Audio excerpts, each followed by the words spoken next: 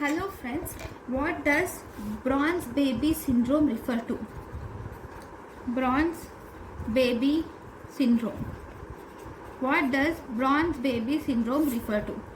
So bronze baby syndrome, it refers to dark grayish brown. It is dark grayish brown skin pigmentation.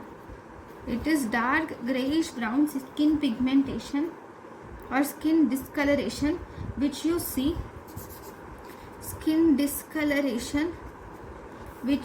in infants undergoing phototherapy.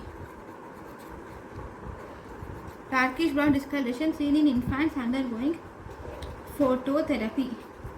It mainly occurs in infants with direct hyperbilirubinemia. It is seen in infants with direct hyperbilirubinemia has the side effect.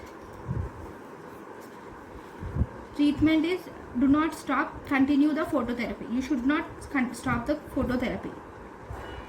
Continue phototherapy